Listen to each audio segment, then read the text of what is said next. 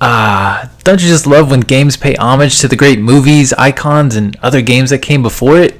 We do. It's almost like a mini game within a game, right? See how many you can find, brag to your friends about your obscure pop culture knowledge from the 1980s. Anyone? Well, that's right, folks. It is Mikey and Step here with yet another Nindie Nexus video review. And actually, this one is more like a discussion, not so much a review. So take a listen. Alright folks, so what we got for you today is a fantastic gem of a game that you've probably never even heard of called Crossing Souls. Now, Crossing Souls is a multi-platform game that released for Nintendo Switch on July 26th in 2018. So it retails on the eShop for $14.99 US. And most of you guys probably haven't heard of them because this is their debut game for consoles. They previously released a couple of puzzle-based titles for iOS, but to see how great this first game came out is incredible. It is awesome. It was originally funded on Kickstarter, and then it was picked up and published by none other than Devolver Digital.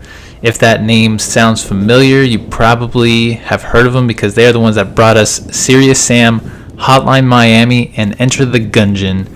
Yeah, it's basically anything they touch is gold. And a little slight digression here, they're actually going to be publishing Minute, The Messenger, and My Friend Pedro. So if you guys haven't seen those, go check out their trailers after this video. But let's get back to Crossing Souls. We're going to talk about the premise here, and I'm going to let Step take it away. Alright guys, so basically this game's setting takes place in 1986. And you may not have been born then, but I know you've seen movies and heard music from that time period. Crossing Souls oversees a ragtag group of 5 kids that each has unique abilities at their disposal. Due to an almost supernatural sci-fi type discovery, they eventually find themselves caught up in the midst of a government conspiracy. In playing through this game, I get hit with the feels from watching movies like The Goonies, Stand By Me, and the latter of which is referenced a few times in the game, and great movies by the way. It's labeled as an action-adventure game that definitely reminds me of an arcade-style game. It contains RPG elements, platforming sections, and puzzles aplenty. And I'm probably spoiling this review, but I just want to say up front that it's completely worth it. It's developed by Fanatic, which is an independent game studio comprised of 3 people, and they're based out of Seville, Spain. Definitely. You will fight in real time, face off against unique and interesting boss battles. You get to see some pretty radical 80s style cutscenes. They kind of remind me of the animations you would see from like the CDI graphics, like those Zelda games that nobody likes talking about, or even kind of a little bit of like a Magic School Bus feel to it. They're just a little bit clearer though, and in my opinion, those cutscenes are excellent. So to kick off our review, I wanted to kind of talk about some of the technical points. And so now that you guys have a little background, let's break those down by categories, and then we'll kind of have a short discussion on each topic. So without further ado, first up is going to be the controls. How did you think this game handled, Step? I thought it handled really well. The controls were actually particularly tight in combat. The only issue I really had with the controls was it felt in the platforming sections of the game, which are pretty regular, it didn't quite feel precise enough. But the controls were, in the platforming sections, they were kind of, I want to say, just a little weak. It feels like they focused more on the fighting than it wasn't. It didn't ruin the game by any means, and it's more than easy enough to get through. I just found it a little tougher than it should have been in the platforming section. No, yeah, I definitely get that. I feel that, like you said, general moving around and everything was very tight. Combat was tight. But some of those platforming sections were a little tough at times. I don't think it's solely based on the controls, but I think it does have a lot to do with a mixture of that and the point of view, which is actually what we're going to kind of talk about next year, which are the graphics. So not only performance wise, but also how they look and what point of view that you're actually viewing the game. So what do you think about those? Okay, well, I guess we'll get into this. This entire game is done in an isometric view. except for some small snippets of different gameplay types, you'll predominantly spend your time in that odd overhead view. So the game is insanely gorgeous. They really found a fantastic way to implement the 16-bit era into this game, and push that even further with the character movements and the combat movements. Everything in this game is gorgeous to look at, but sadly, at the same time, because of the isometric view, I found that there were portions of the game where it was hard to know where you were supposed to move. And that would generally happen in sections where movement needed to be quick and precise, like jumping from platform to platform. It just kind of seemed like some of the backgrounds would mold into the foreground. Yeah, no, I had that same issue myself, and I definitely had a few times where I'd fall in a pit, or just completely miss a jump, or just walk straight into a wall because I wasn't sure if I could actually go into it. So that was like kind of a downside to it, but at the same time, some of the time it actually helped me because I found a few hidden spots, just randomly wandering somewhere where I didn't mean to wander, but I somehow ended up there. So I don't know, it's kind of a hit or miss. It was kind of a positive and a negative, but it didn't take away from the game, in my opinion. It just, a minor hiccup in a great game. Let's talk about, well, actually, I guess before we move on, I do want to mention that regarding the graphics, I didn't really come across any instances of like glitches or crashes or anything like that. However, in the later part of the game, I personally noticed some frame rate issues, particularly in one of the ending scenes, but then also some of the more graphically intensive bosses too. Did you get that as well, Step? I did, yeah. I know exactly the part that you're talking about. And again, folks, will reiterate, this isn't until the later game we seem to experience it in about the same section, and it doesn't really hinder progress at all. It's just, it is noticeable. And it doesn't take away from this fantastic game. No, I completely agree. All right, so next up then, let's talk about the level design a little bit. I know we mentioned, the isometric graphics and all that, and that's only one small part of all the different levels that you'll actually come across. I found that some were very, grid-like, I guess. When you're in towns and stuff like that, it's merely walking up and down and left and right. And you're walking up and down the streets, in each street it's laid out like a normal town, like a grid. However, there are other sections which are completely different, so let's hear a little bit about those and what your thoughts are on those. Okay, so I actually thought this is one of the best parts about this game, and it's that it doesn't just stay your normal adventure RPG beat 'em up. It switches it up. You'll have some levels where it's almost like a race to the finish, where you're trying to escape from the baddies that are behind you chasing you. And then you have another instance where it kind of harkens back to old arcade bullet hell type shooters, where you're trying to dodge through enemy ships and you're chasing after an objective. I thought it was super cool that they did this, and it only added more to the kind of movie effect that they were going for in the game, and I loved it. No, yeah, I thought it was great too, and actually that's a good point that you bring up, that it is very movie-like, and we'll kind of get into that in a bit here. But as far as the level design is concerned, I definitely thought they mixed it up well enough. It was definitely not a generic cookie cutter like some of those JRPGs you'll come across, or just relatively quicker made games like Game Maker Studio type games, where it's like it's the same process repeated over and over, just maybe a different environment or different textures or different color palette or whatever. This one keeps it fresh, keeps mixing it up. You get some platforming sections, you get some side-scrolling sections, you get some areas where it's like maze-like and you have to activate certain buttons and stuff to get to the next area. So they definitely did well incorporating a mixture of themes and designs into their levels, and it was definitely great all the way through. I mean, it kept my interest. let's get into the gameplay a little bit. So I know these kind of blend in a little bit together, but I wanted to talk about the different kind of genres that we come across within the gameplay, and maybe who this game is catered to, what type of audience. So let's talk about that a little bit, Step. Okay, well, the gameplay is all over the place in a fantastic way. It, of course, like we talked about, it's got the isometric adventure style gameplay, and where it's kind of you're exploring the map, beating the bad guys, trying to find the item or the objective, and then it'll switch into, like we previously talked about, like a bullet hell type gameplay or a side scroller. And it kind of touches on every type of game that was famous during this time period. Every type of game type that you would see in an arcade is addressed within the game at a good speed, too.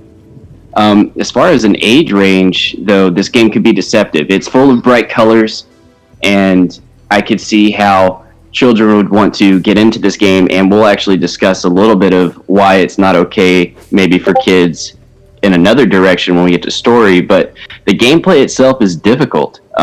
Not starting off, but about mid-game and beyond, it gets challenging. It involves constant movement and constant calculations.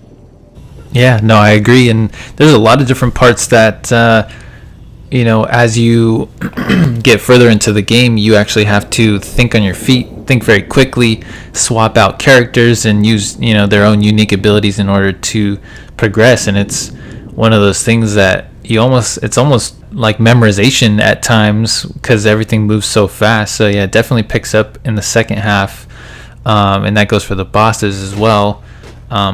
I had trouble with a couple of the later bosses personally, but I agree with what you said earlier on everything in the age range. Yeah, it definitely jumps into some mature themes, and it's definitely deceptive. Yeah, it's the colors and everything are great. It does a good job at setting the tone and all that based on where you are in the story. When you say like in the alley and you're trying to solve some mystery, it gets dark and it gets foggy and all this, all the color palette's very muted and very monochromatic. But when it's during those adventure times and things are happy and all the characters are in a positive mood, all the colors reflect that as well. So I thought that was great. I guess that's kind of a mixture of level design and gameplay. But jump to the next topic here. So the next topic, again, and these are all, to me, they kind of go hand in hand, but it's probably the most important part of this game, and that's the story and the character development. So even though, like we mentioned earlier, this game jumps into all kinds of genres, does a very good representation of everything that was popular in the 80s. It is very story driven, something like an RPG would be. And let's jump into that a little bit. How'd you feel about the story, Step? I thought the story was certainly, and of course, I'm sure it was intended to be, but the story is the strongest point of this game. And also, again, the most deceptive part of this game is going to be the story, because it starts off, we don't want to spoil too much here. It starts off like your typical 1980s teen drama movie with like The Goonies or movies we mentioned earlier, and it goes from 5 friends going out on their typical coming of age story to something rather intense and quite dark and death filled. The chips are aimed high, and it's shouldered on these kids. And again, without spoiling too much, they'll deal with loss. And it's heavy loss. It's loss that most adults will never have to deal with. And they managed to fit all of these experiences inside of a game that is about 8 to 10 hours long, which only helps to amplify the fact that it feels like one big moving movie. Oh yeah, it's definitely a roller coaster of emotions as you play through this game. And like you said, it starts out very unassuming, very calm, and kind of what you would expect in 80s suburbia, like people just out on the street greeting people and having cookouts and playing outside, and then it takes a real dark turn. And like you said, there's a lot of big themes that come across in this game, and one of those is definitely loss and how to cope with loss even. But another one too, and I think again that kind of goes hand in hand with that, is the importance of family and friends, and having those people in your life, and being a wholesome person. I think all those things come across, and I feel like everything in this game was very carefully crafted. There was definitely a method and thinking behind everything that they implemented in this game. And you not only notice that come across in the story, but also in the character development, how they give you all their backstories, and it doesn't go too much in depth. It gives you just enough where you get a feel for these characters, and you can relate with these characters, and you care for these characters. So I thought the balance there was very good, very well done. And the last thing that I wanted to talk about a little bit, which in my opinion is one of the things that actually stood out the most aside from the story, is the amount of detail that's gone into this game. It's just incredible, and it's something that I've really come to expect from anything that Devolver Digital puts out. But I'll let you start this out, Step, because I think we have a lot to say on this. Yeah, this is by far it deserves its own section, just like we were talking about. Sure, there's the graphics, but it's really the attention to detail with every character, with the people you pass on the street. They have this amazing way. Devolver Digital has this amazing way with character models that they put in their games, where everybody's alive. All of the characters, everything you pass is alive. Something's happening. It feels like you are walking down a living street, but pixelated. A good example is, me and Mikey have talked about this a little bit.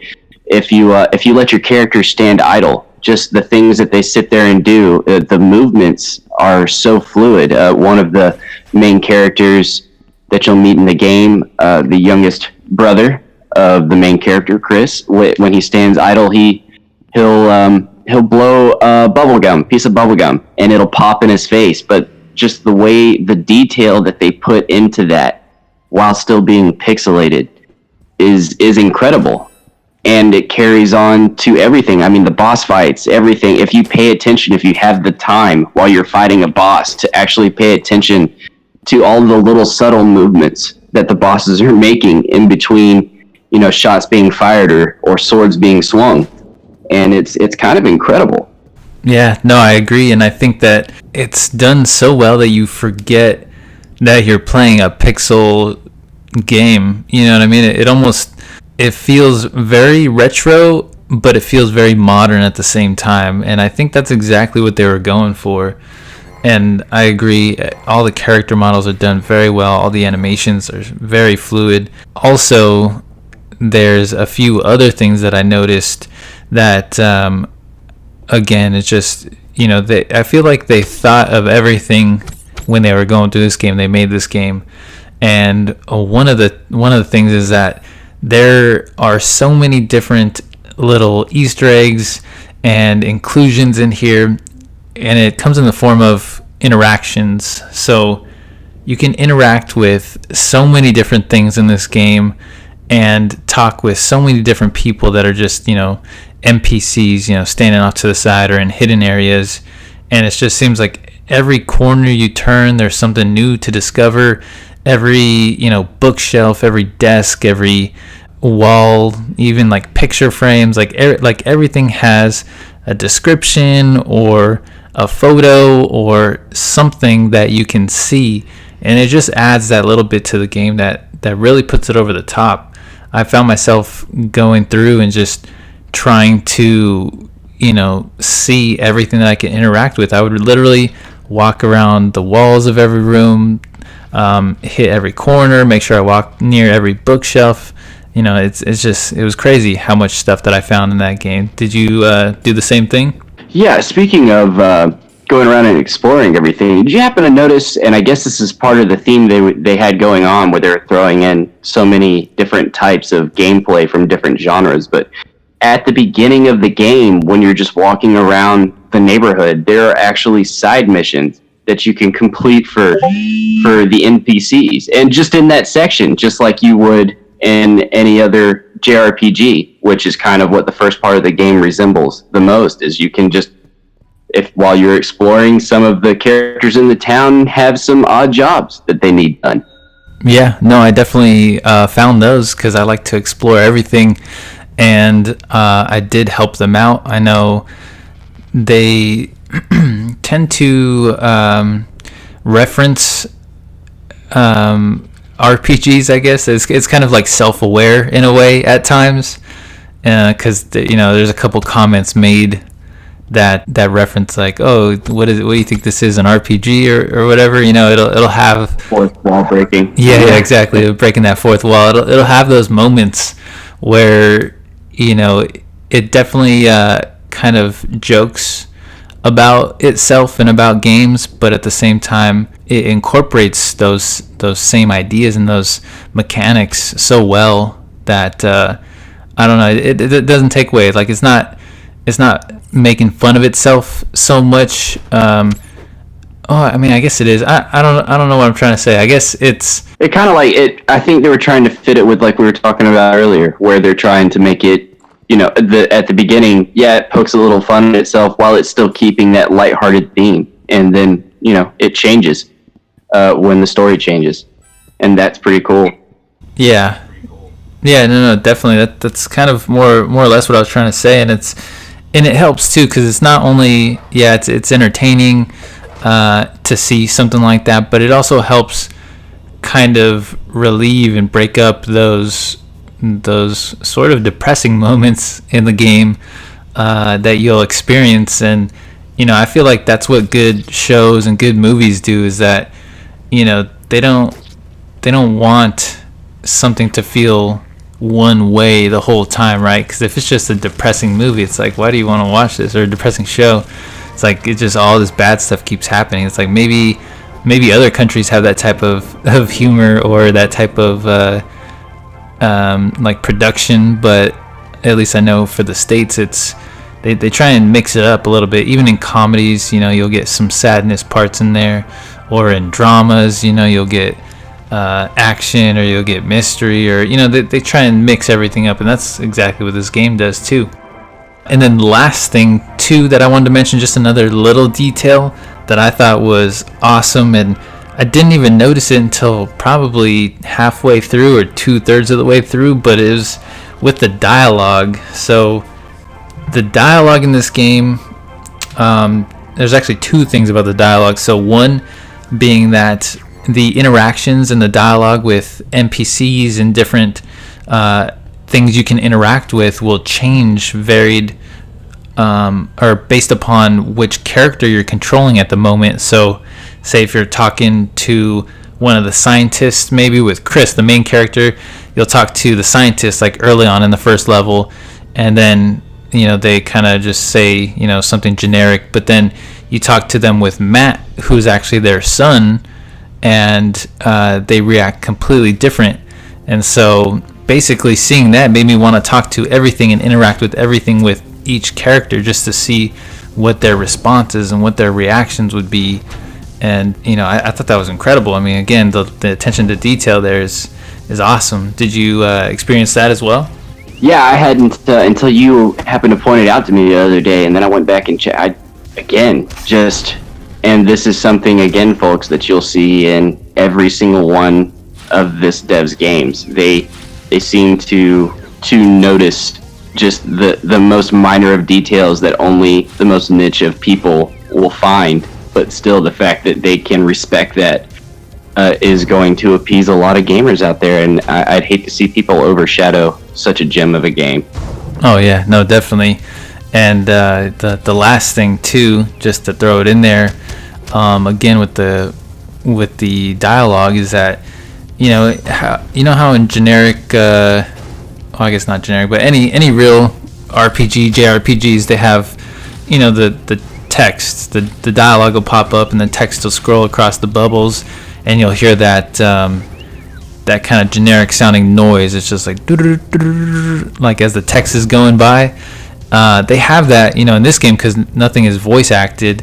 They do occasionally throw in like sound bites of people, but none of the dialogue is voice acted. But for each character, the sound that the text makes is different depending on who you're controlling. So if you have a male character, it tends to sound like a little deeper of a sound, and then when you're controlling Charlie, the female character, hers is a little more high pitched, a little lighter. And even that, I mean, that's just that's not something that you would ever think of or that you would ever need in a game. But when I discovered it, I mean, I felt like, man, why doesn't more games do this? Yeah, I got to agree. And you don't see this kind of quality in very many indie games.